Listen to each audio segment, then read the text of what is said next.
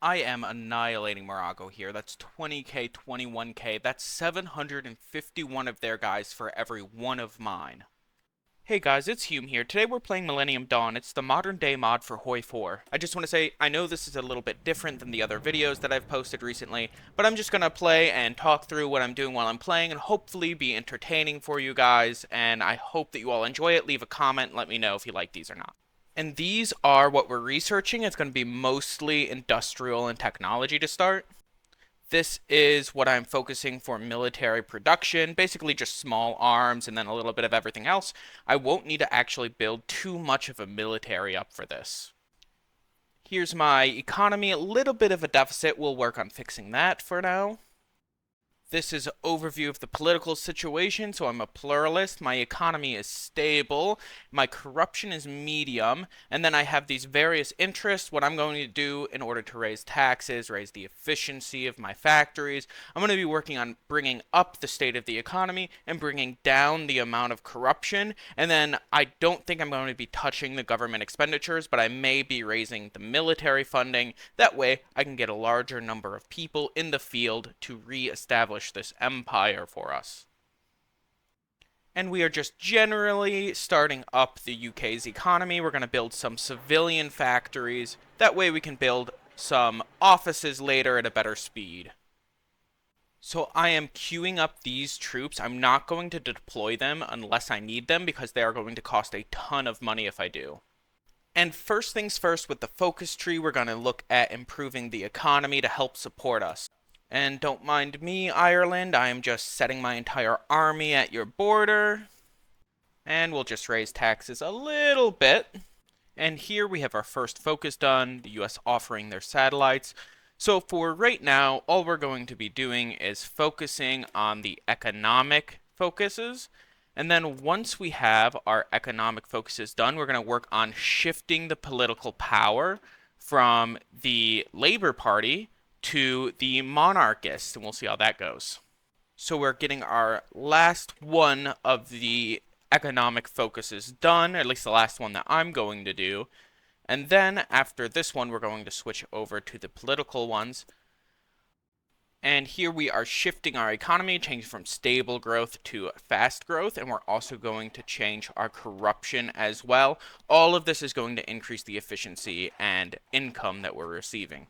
I also like to bring down the trade law because it lets you lower the tax cost modifier, which helps you get more out of your civilian factories. I'm not really sure who the best general here is. We're going to take who increases division speed, hopefully get some encirclements, but the hit on the organization is pretty rough. And finally, with Scottish industry finished, we are now going to start shifting the political discourse in the country. We're going to start the future Britain here first. So I'm a member of the EU currently. Obviously, this is not in line with me trying to restore the monarchy.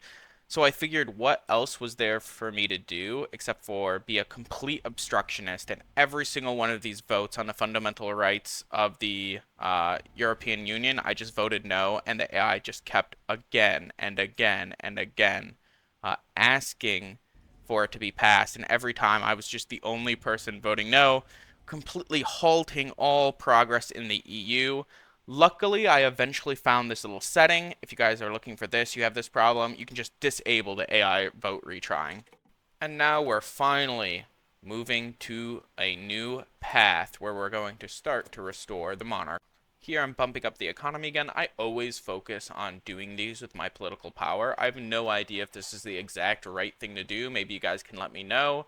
And so we're getting the new path done, and it took me a little bit while to read through some of these, but you have to go to the right, I think, and then the monarchy focus tree is simply insane. I mean, the bonuses to the monarchy versus empower the government is unmatched, simply unmatched.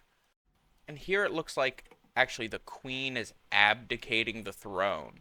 So it's not going to be the case that you should be able to get the queen to run the British Empire, the new British Empire that you're starting. But as you'll see in a little bit, we're in for a bit of a surprise when it comes to who's in charge of the country. Before we get to that, though, we get the British imperialism focus tree, and then we're going to do the realm of Britain, making our way down to subjugate Ireland. It takes a little bit of time with these focus trees. Nothing too exciting is happening in the rest of the world.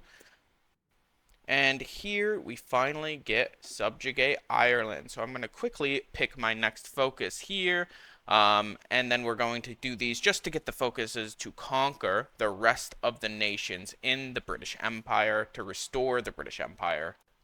And here we are just going to start a war with Ireland. I was a little worried that maybe somebody would join in and I'd have to fight against them and Ireland. But as it turns out, nobody really seemed to care. The AI seemed to be like, yeah, UK is just conquering Ireland. And I guess there's nothing too much we can do about it. And I am just straight pushing through Ireland. I am unstoppable. There's nobody who is standing in my way. And as quickly as it seems like this war started, it is over. And I'm just going to directly annex all of Ireland. And I need to garrison. And so we do empower the Windsors for the monarchist focus tree, and we actually have Elizabeth II in charge of the country. I'm not sure why this happens. If she abdicated the throne, I would imagine that Charles should be leading the country. But for some reason, I even have that national spirit of King Charles. I have no idea why this happens. It's fine either way. It's much funnier this way. So now I'm going to do the super overpowered focuses for the royal family. Here I'm going to increase the military spending. I just need a little bit more manpower to keep Ireland garrisoned.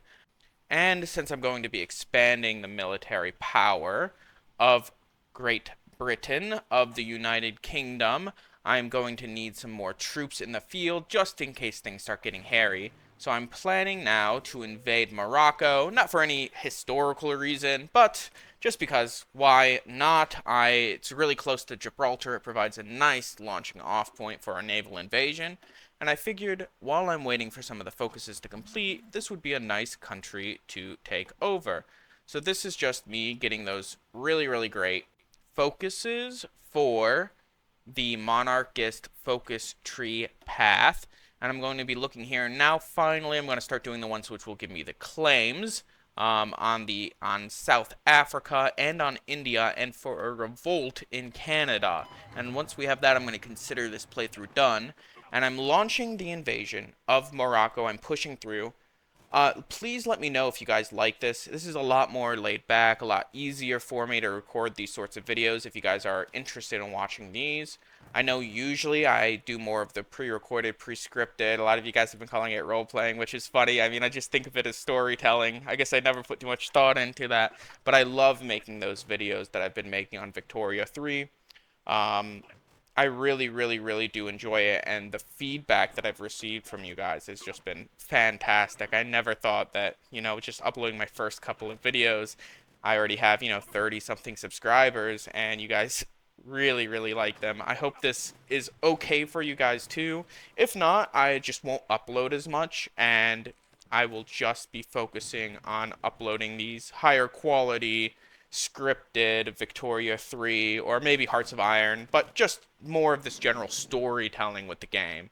So I crush Morocco here, I take their countries, and then we're going to be moving down to South Africa. And I also like doing these because it gives me an opportunity to just talk to you guys a little more freely. It don't have to be stuck in more of this character or inside the mind of the nation I'm playing.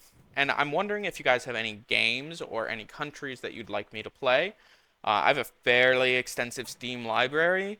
And if not, if it's something that looks really interesting, I have no problem like buying it just to have some fun. Hopefully one day. Right now I'm in school actually. I'm studying philosophy. Hopefully one day I'm able to do this for a living. That seems insane to say. But that's sort of I'm doing this for fun, but that's the goal. Hopefully, eventually, that's something I'd be able to do. I think that would be absolutely fantastic. And what really helps with that is when you guys are willing to leave, comments and likes and whatnot. But so here I push through South Africa is really, really a bit of a slog. The temperatures, I was getting attrition from the heat. and the supply was having some issues. There was a point where I ran out of gasoline and I had to get some from the Russians who were willing to sell me some. But all in all, not too much of a problem. I wish I could look more at the statistics, but as it turns out, I don't know, it must have got bugged after Morocco and I wasn't able to look at the stats anymore.